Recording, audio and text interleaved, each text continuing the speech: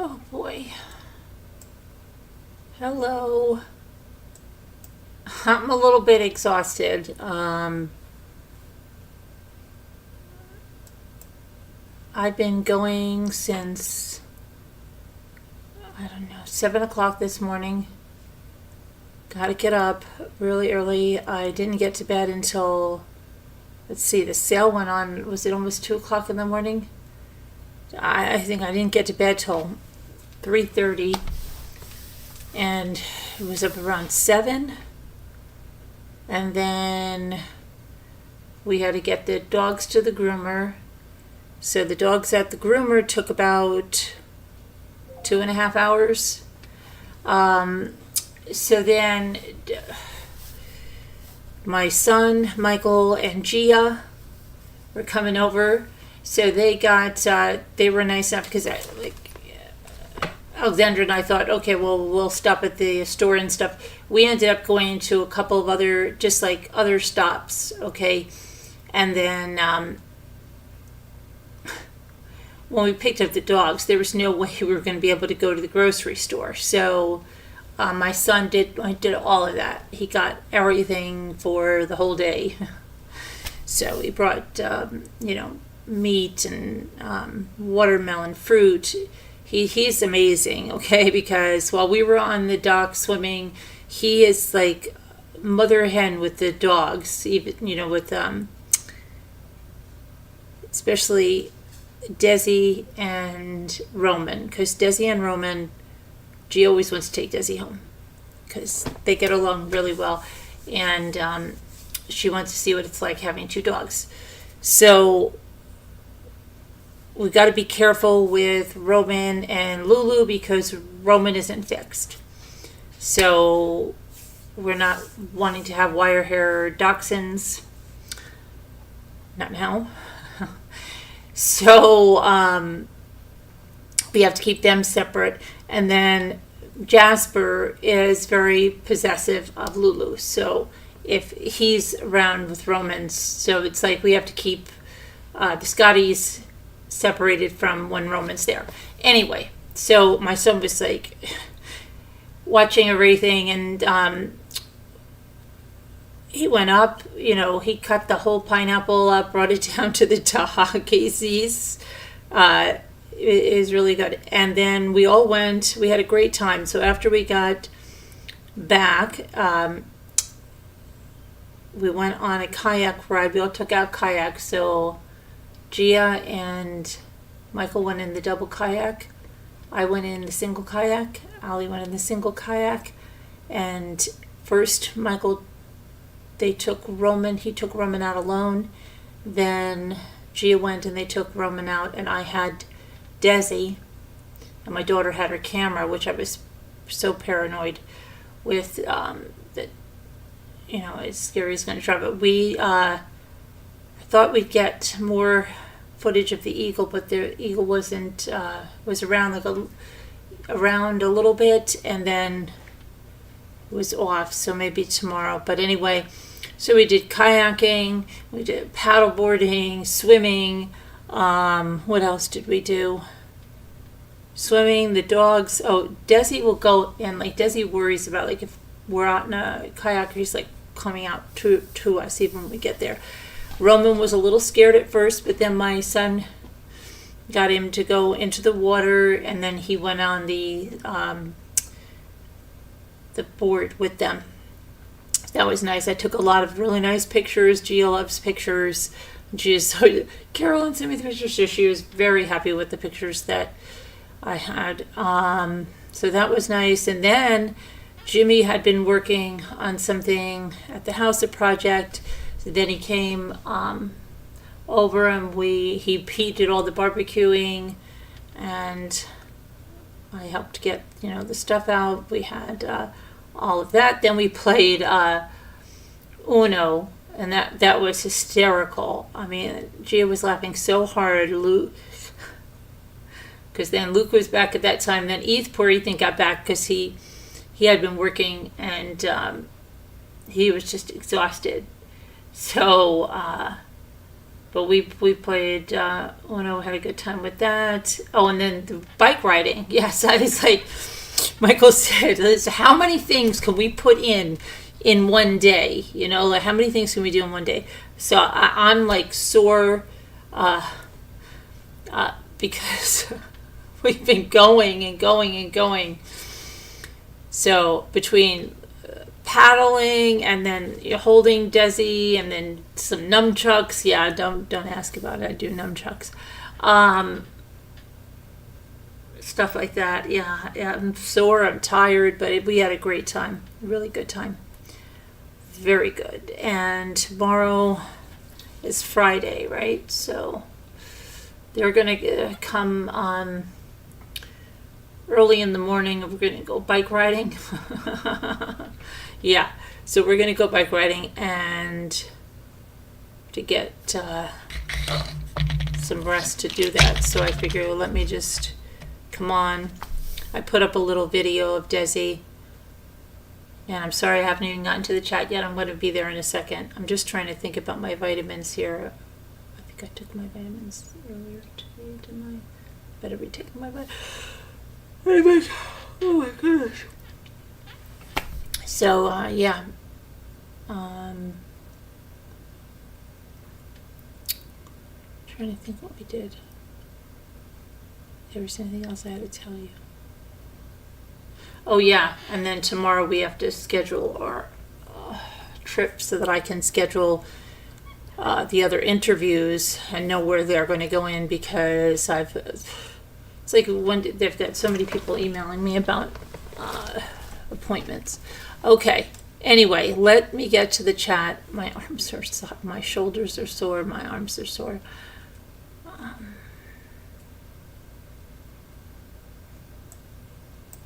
Here we go. Hang on.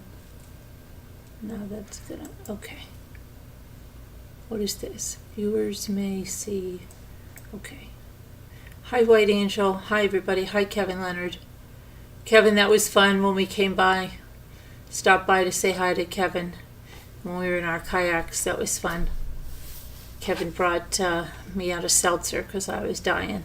I forgot to bring. Everybody else brought their drink in their kayak except for me because I had the dog and stuff, and I left my drink back on the dock, and it was hot, and Kevin was nice enough to bring down a seltzer for me.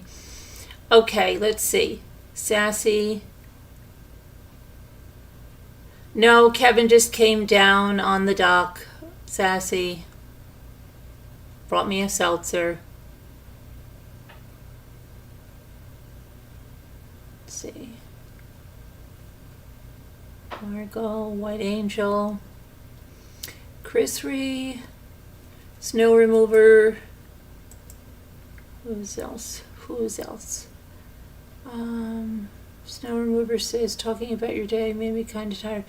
Yeah, I didn't realize how tired I was. I came back here now to get some stuff because I needed my agenda and stuff, and I have to go back to the other house. My daughter's over there at the other house, and gotta get over there.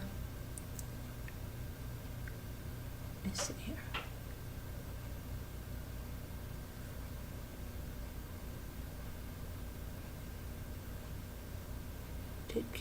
I'm trying to see if somebody said something. I thought I missed something. Yeah.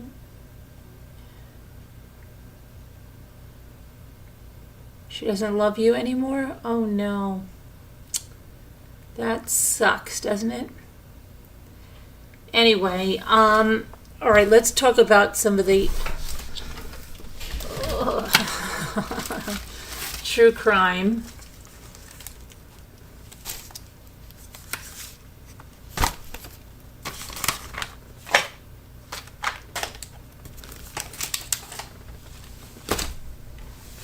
I have to remember this because this is what we have to go do tomorrow morning.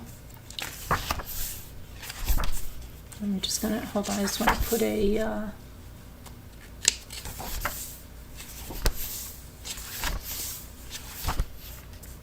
possibly play possibly.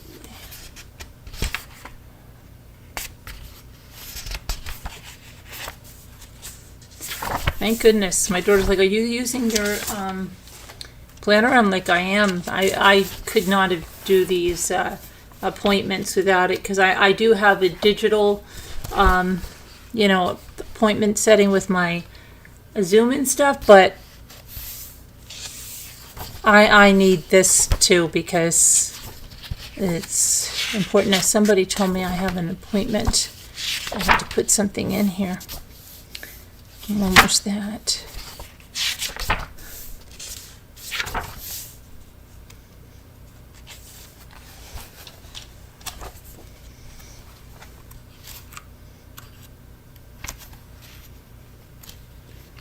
Okay, let me see. I just have to make sure that I can make something. I told somebody already I can make that. And let me just write that down. Why isn't that writing? Sorry about this. If I don't write it down, then I am going to forget. And then that's not going to be good. Okay. All right. Let's take a look at the Carolyn. The sneak peek was wrong. Oh, really? It's a girl? Crazy. Yeah, I never heard of the sneak peek. I thought you meant when you had that done, I thought it was like real, like a blood like through the doctor, not like sneak peek or whatever the heck it is. That's crazy. So all this I've never heard. Yeah.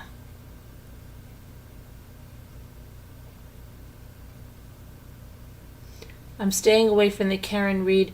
Well, I heard that they're making the Karen Reed jurors,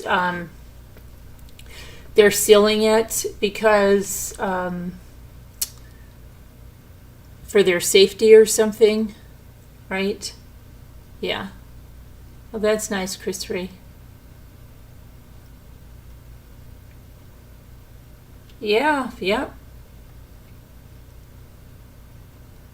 43 too, right?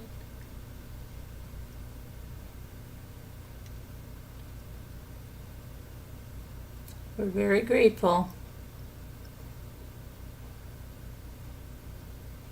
So let's see. So yeah, Karen Reed, and then what's going on? Are they going to retry it? I mean, I don't know. But before that, let's see what else is going on. Oh, we watched that other Gypsy Rose. Did I ever talk about that? I think I did, right? Where she left Ryan. I don't know if we did talk about that one. The stepmother's a meddling force, and it seems like she's like overly invested in steering Gypsy to Ken, who, come on now, the writing on the wall is there. Ken is back in the picture because he's a clout chaser, in my opinion, okay? That's the reason he's back in there. And Gypsy is extremely manipulative. Then we watched her interrogation to see like how she was back when she was in that interrogation. Unfortunately, I fell asleep. So I'm going to have to rewatch it.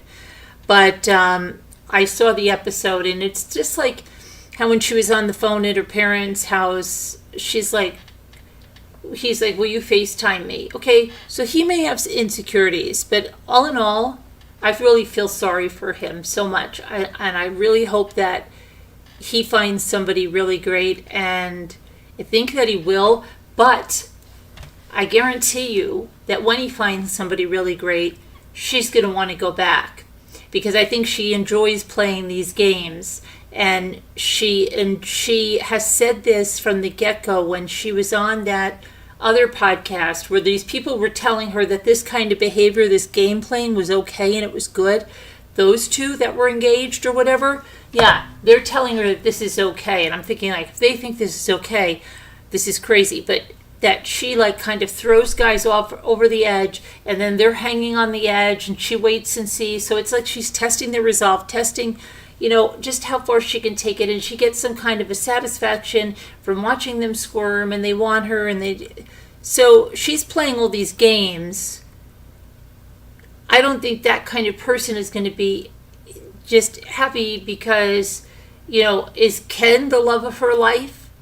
Or is it going to be the next guy that says something on social media? Or is it going to be back to Ryan because Ryan was cared more and Ken really doesn't care more? Or Ken's chasing the clout and all this stuff. And then, yeah, I don't know. I do feel sorry for Ryan, though. I do. Yeah, he's insecure. Okay, but look what she's done to him already. And I don't know. She scares me. I just feel like she's calculating, scheming. You can't trust her. She's one of these people you just cannot trust, to me. That I can't. I couldn't. She's fickle. She is a game player, yeah, all that stuff. So yeah, that just makes you aggravated. Anyway, let's go back to where we were.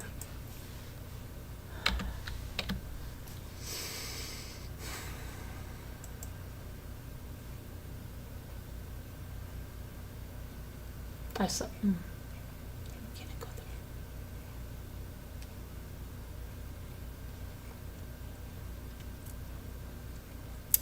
So they're opening up a cold case in Michigan. Okay, and let's see what's happened that they're going to reopen this case, which is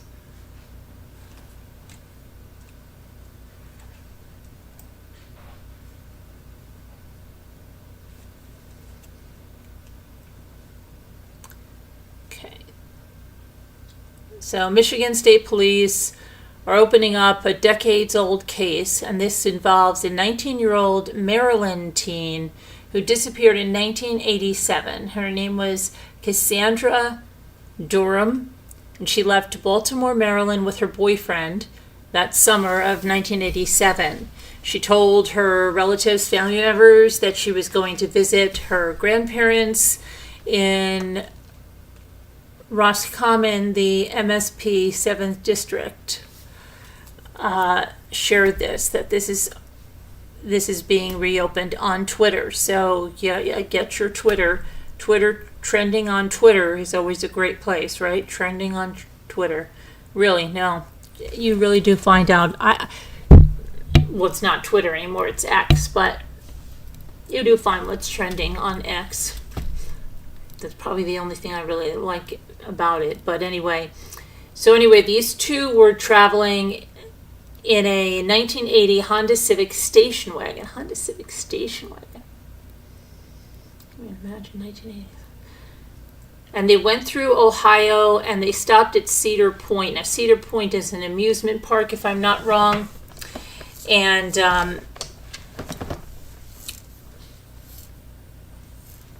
the Michigan State Police investigators said this, and they believe the couple may have also traveled through Pennsylvania on their trip. According to state police, the couple's car reportedly broke down near Detroit, which spurred the boyfriend to purchase an Oldsmobile Cutlass so they could continue their trip. Her boyfriend told investigators they both returned to Maryland, but her father stated she never came back. She was last seen in Roscommon in August of 1987. She's described as having brown, neck-length hair and blue eyes, and she was carrying a small black purse, according to the FBI. Alert, the FBI stated that she has a tattoo of her boyfriend's initials and another one of her college sorority's initials on her hips or thighs. So they are reopening the case. I'm not sure. Did they tell us the reason that they're reopening it? I don't know. But that anyone with information is urged to contact MSP Detective Brett Nichols at 989-422-5103. So they are reopening the case.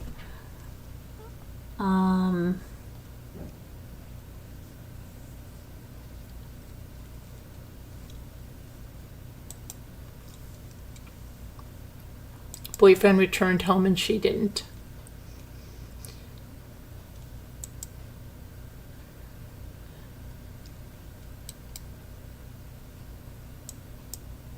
And then Caleb Harris, his remains have been confirmed to have been found.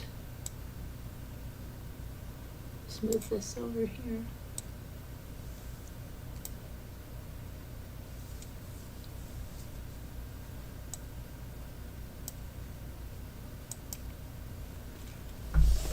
Corpus Christi police officials confirmed that the human remains that were found at the wastewater station near Ennis Jocelyn Road in Corpus Christi are most likely those of Caleb Harris.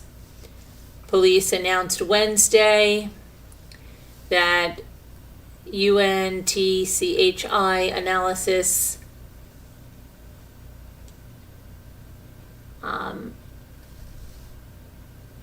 showed that a biological child of Harris's parents than that of an unrelated Caucasian. The remains are 2.46 trillion times more likely to be a biological child of Harris's parents than another individual. He vanished on March 4th from his residence at the Cottages in Corpus Christi. That was the 1900 block of Ennis and Jocelyn. He sent a Snapchat message about 2:45 to his sister. After that, he went outside to wait for an Uber food order. His father, Randy Harris, said that around 3:03 a.m., Harris sent a Snapchat to his best friend at a bridge near his apartment complex. His phone either died or was turned off shortly afterwards. On June 24th, the city workers performing maintenance at Perry Place wastewater lift station found remains inside a wastewater collection well and promptly contacted the police department. The Harris family posted on social media saying, and I quote, "We all have heavy hearts this evening as we learned of the positive identification of our sweet Caleb. We will grieve our son, but we are at peace knowing he is with our Lord and Savior Jesus Christ. Our only hope is in Jesus. If you don't know our Savior, please talk to me. I love talking about Jesus. Thank you for your prayers and support during this tragic time."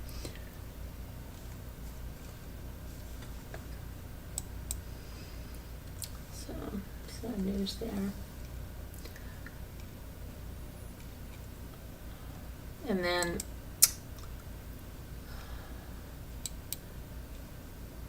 a woman that was found in a toolbox allegedly was killed because she was going to expose a drug ring. So on Wednesday, the Vermont State Police charged 3 people with the death of a woman who was found in a toolbox back in February. Keith Tremaine allegedly shot Kayla Wright, 29 years old, 3 times at a Troy residence on February 2nd. Aaron Camp, 34 years old, Taryn Pendleton, 34 years old, helped to clean up the crime scene, while Camp also put Wright's body in a large toolbox and left it at the Missisquoi River. The toolbox that contained her body was discovered on a sandbar 4 days after the murder. Investigators say she died from a gunshot wound to the head.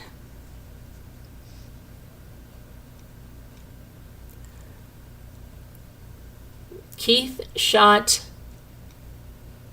Kayla because she threatened to go to the police about his drug dealing operation. Vermont State Police say they applied for an arrest warrant for Keith, who has been in custody since February on federal drug charges. Keith is charged with second-degree murder, while Camp and Pendleton, isn't that weird that it's Camp Pendleton and that their names are Camp and Pendleton, are charged with being an accessory after the fact to murder. Camp is also charged with unauthorized burial or removal of a body. Camp and Pendleton are due in court on Wednesday. A court hearing for Keith has not been scheduled.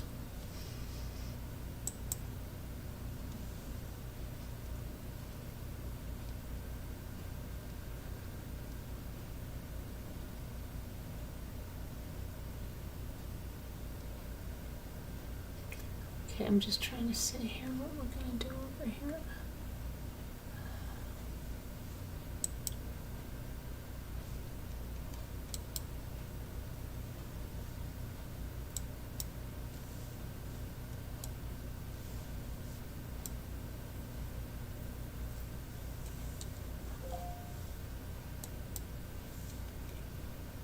Okay, so we have a mother of California twin boys is behind bars after her 3-year-old sons allegedly died from exposure to fentanyl-laced drugs. Justice James faces 2 counts of murder and 2 counts of child abuse under circumstances likely to cause great bodily injury or death, with additional allegations of child endangerment. That's according to the Los Angeles County District Attorney's Office. So it's believed that on July 11th, the paramedics arrived at the apartment on Sherman Way in Canoga Park. And that's where Justice James was with her boyfriend and her family. First responders found the boys, Josiah and Justin, unresponsive. They were subsequently rushed to the hospital. Preliminary investigation revealed the children had ingested or had been exposed to an unknown substance. Josiah was pronounced dead at the hospital Thursday, and his brother died Saturday, according to officers Kevin Terzes with the Los Angeles Police Department. The mother's bail is set at $4 million. Her arraignment is scheduled for July 31st. So both boys, set of twins, gone. Yeah, very sad stuff.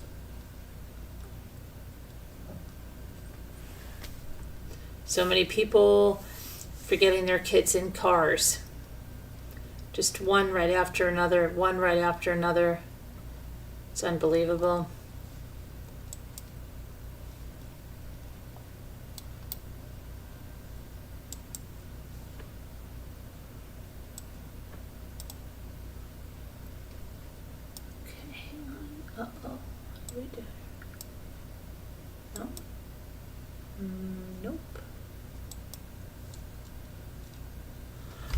Okay, so we have a New York man that shoves. Oh, hold on a second. Let me just change this.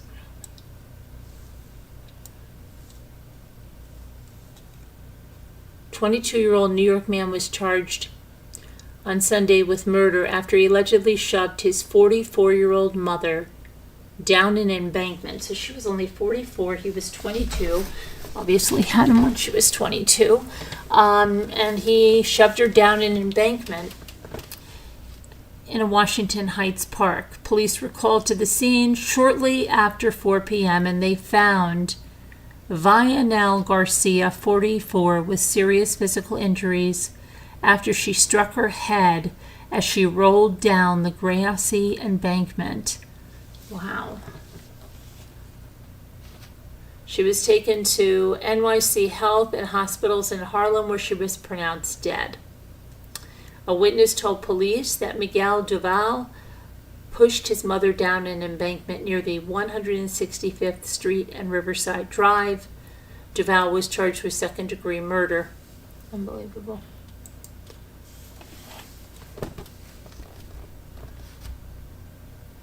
And this is what I told you about the Karen Reed and the jury list.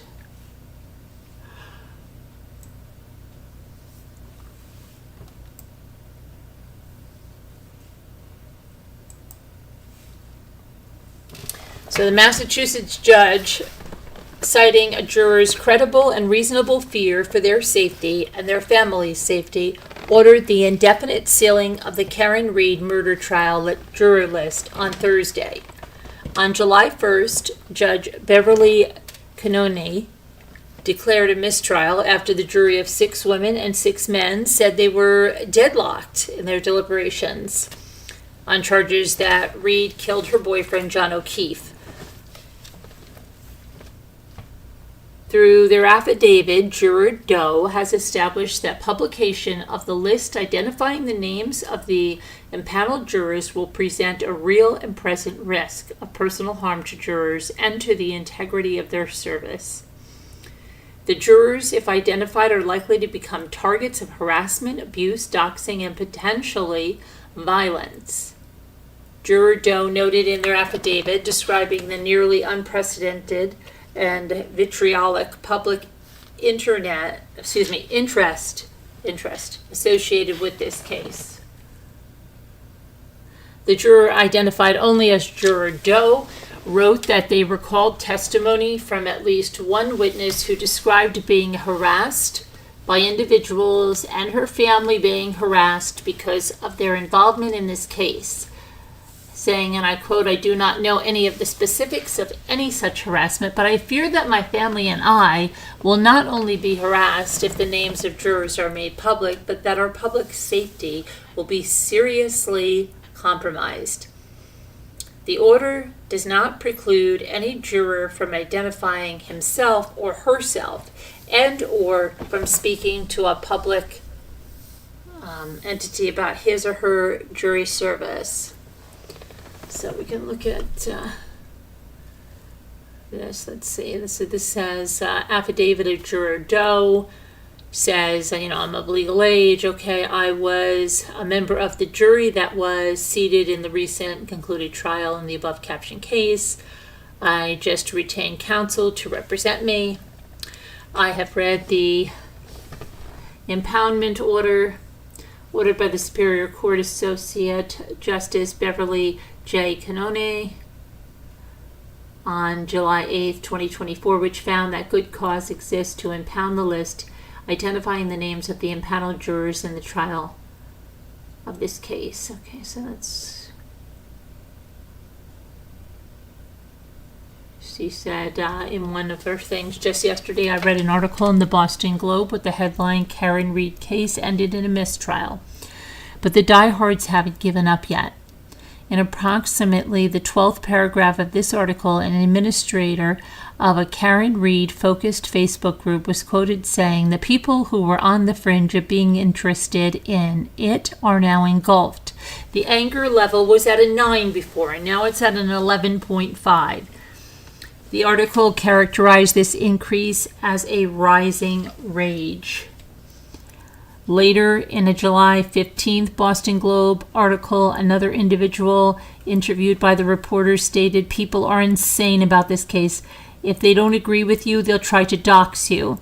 I understand the term dox to mean that individuals will publicize someone's personal information, including someone's residential address, their occupation, their business address.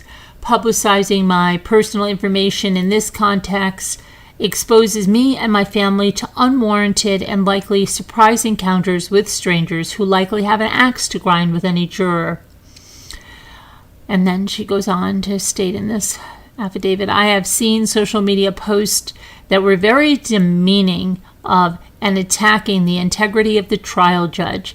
If someone is going to attack a sitting judge, I see no reason why they would not demean and attack verbally and physically a juror who sat on this jury."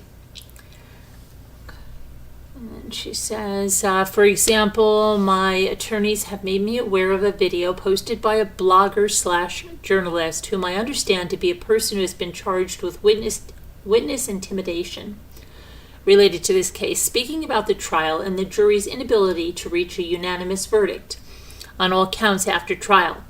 In the video, the blogger initially states that he has identified the jury foreperson in this case. Not only does the blogger state that he has identified the jury foreperson, but also where this person lives and what this person does for a living. A link to the video can be found here. And they put a link. In the same video, the blogger demands to know the identity of the expletive idiot on the jury who did not vote in his preferred manner, and further that,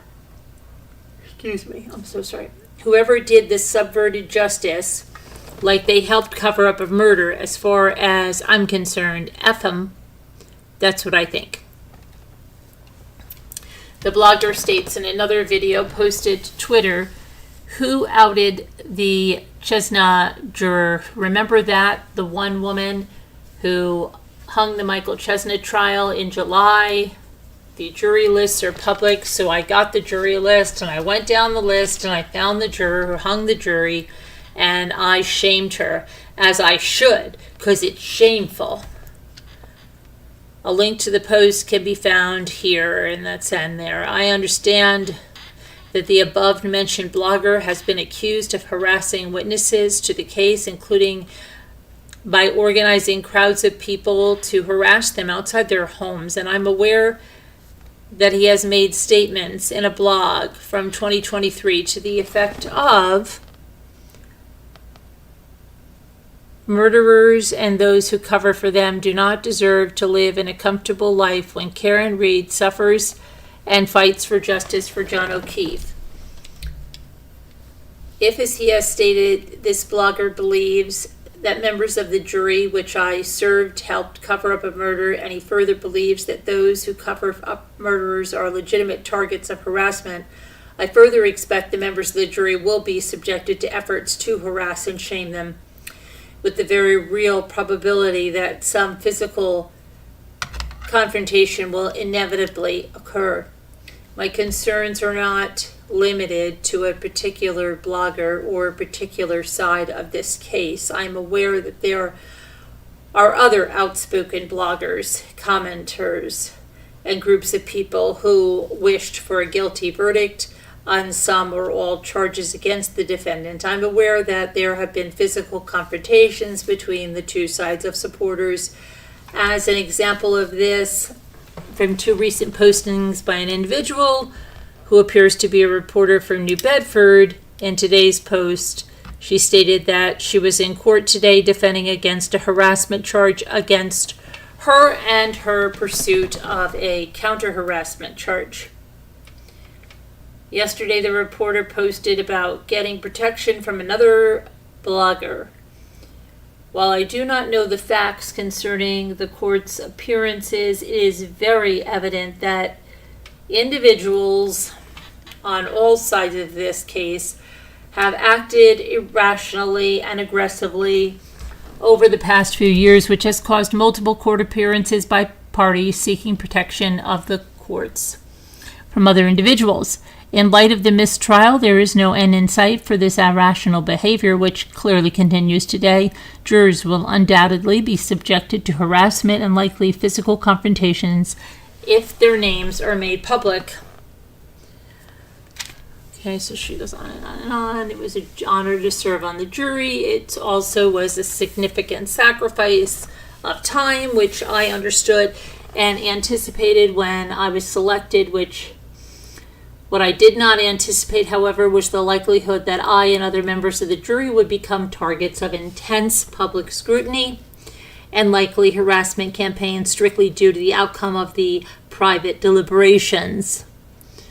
If the jury names are made public, I will be subject to nonstop requests for comment and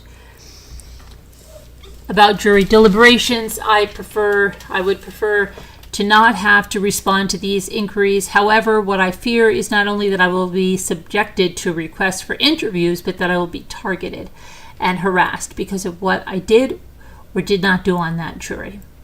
I fear the verbal harassment will likely lead to a physical confrontation and physical harm. I'm not prepared or equipped to anticipate and prepare for any surprise personal attack. More importantly, I fear that I will not be able to protect myself and my family. Okay, so that's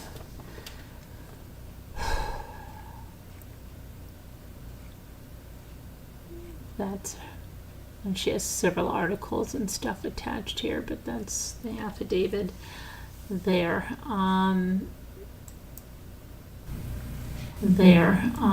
Hold on, sorry. I'm back. What's the matter, White Angel? What's the matter, White Angel? I don't know what's the matter. But I'm telling you that it's 1:18 and I am just exhausted. Exhausted. So we're going to do word cookies and then I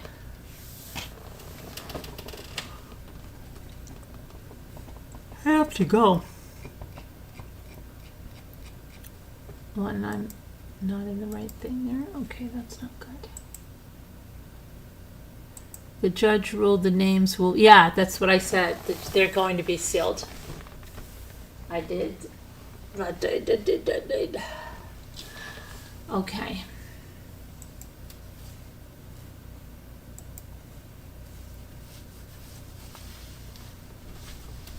Let's see.